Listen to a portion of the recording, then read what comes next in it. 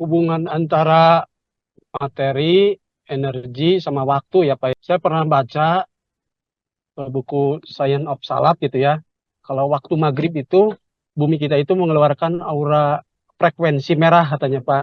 Kalau apa? Frekuensi merah tersebut adalah frekuensi katanya makhluk jin, katanya makhluk yang lebih halus daripada kita. Yang pada waktu itu katanya dimungkinkan untuk melihat itu. Nah, apakah memang seperti itukah Pak? Apakah dimungkinkan ada perubahan bentuk gitu Pak, perubahan wujud gitu ya, yang tadinya energi menjadi materi dan akhirnya bisa terlihat begitu Pak? Apakah jin itu bisa menampakkan diri dan bagaimana penjelasannya dari energi menjadi materi? Ya, poinnya adalah jin itu memang diceritakan oleh Al-Quran sebagai makhluk energial. Jadi kalau manusia diciptakan min sulalatin mintin, dari sari pati tanah, dari molekul-molekul zat biokimiawi, ya karbon, hidrogen, oksigen, belerang, dan seterusnya, ada 40-an unsur pembentuk tubuh manusia. Tapi kalau jin itu min marijin minar, dibuat dari energi panas, panas api yang sangat tinggi. Jadi kalau dalam fisika, maka ini beda, sangat beda. Materi itu memiliki massa, ya. Ada sosoknya, material, partikel, benda. Tetapi energi itu adalah perwujudan lain dari materi. Materi itu bisa berubah menjadi energi, dan itu sudah dirumuskan, sangat terkenal rumusnya Einstein. E sama dengan mc kuadrat. E itu energi, M itu massa yang materi, C adalah kecepatan cahaya dikuadratkan. Jadi kita bisa mengubah sebuah materi menjadi energi dan sebaliknya energi menjadi materi.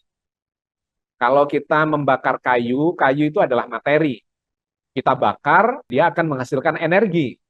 Kalau kita timbang, maka akan hilang sebagian dari massa kayu itu, berubah menjadi energi.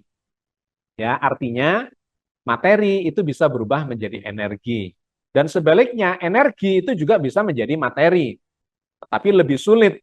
Itu bisa diamati di dalam laboratorium-laboratorium, misalnya fisika modern, ya. Misalnya reaksi anihilasi partikel dengan antipartikel, kalau ditabrakkan itu jadi energi, jadi cahaya, jadi foton.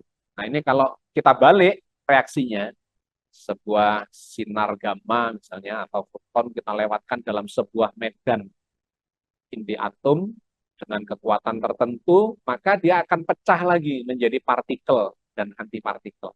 Artinya secara teoritis dan laboratoris sudah bisa dibuktikan benda, materi bisa diubah jadi energi, energi bisa diubah menjadi materi. Nah, lantas berikutnya terkait dengan jin itu. Jin itu kan energi, ya. Lantas apakah bisa menjadi materi? Secara teoritis dimungkinkan. Tetapi yang harus dipahami bahwa alamnya jin itu sesungguhnya berbeda dengan alam kita. Dia berada, kata Al-Quran, jin itu berada di tempat yang kalian tidak bisa melihat mereka. Mereka bisa melihat kalian dari tempat yang kalian tidak bisa melihat mereka. Jadi itu dalam fisika modern kemudian kita mendapatkan gambarannya sebagai ruang berdimensi lebih tinggi. Nah, karena ruangnya berbeda, alamnya berbeda, maka jin itu tidak bisa semena-mena dia kemudian menerobos perbatasan alam itu. Tidak semudah itu. Itu membutuhkan satu proses yang sangat berat untuk bisa terjadi. Ya. Kalau dalam fisika modern digambarkan, yang bisa melintasi perbatasan dimensi itu cuma gravitasi. Tapi elektromagnetik, misalnya, itu tidak bisa. Apalagi materi. Energi tidak sembarangan.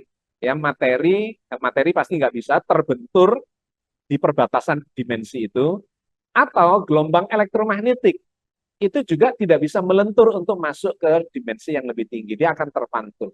Kecuali gelombang elektromagnetiknya itu berubah menjadi medan gravitasi. Ya. Ketika dia jadi gravitasi, maka dia bisa melentur, bisa merambat, menembus batas dimensi. Oke, itu penjelasan teknisnya. Tetapi secara sederhana, bahwa jin itu berada di dimensi yang lebih tinggi dan kemudian dia adalah energi atau bisa diidentifikasi sebagai gelombang elektromagnetik. Maka dia tidak bisa menembus batas dimensi. Yang bisa terjadi adalah dia nempel di perbatasan dimensi itu dan kemudian kelihatan oleh kita dari dimensi yang lebih rendah. Seperti sebuah kaca etalase, dari ruang di etalase itu, kemudian dia mendekat ke perbatasan itu dan nempel, kemudian kita bisa melihat. Ya, kurang lebih seperti itu, tetapi lebih kompleks dari itu. Jadi poin pentingnya, jin itu tidak masuk ke dalam dunia kita, tetapi dia berada di perbatasan dimensi kita, dan sebagian dimensi dia itu overlap dengan dimensi kita. Kita ini dimensinya 3, jin itu dimensinya lebih dari 3, mungkin 4, mungkin 5, dan seterusnya. Ketika dia nempel di perbatasan dimensi, maka 3 dimensinya itu sama dengan kita. Sehingga kita bisa melihat dia yang 3 dimensinya. Tapi kedalamannya, ketebalan dari jin itu, kita tidak bisa mengetahui atau memahaminya, atau mendeteksi dengan panca indera kita. Tidak bisa. Hanya sebagian saja.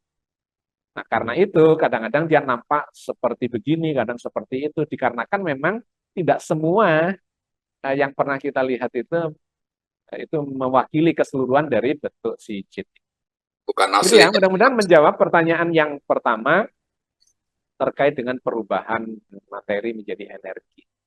Nah, kemudian energi itu tampak sebagai aura.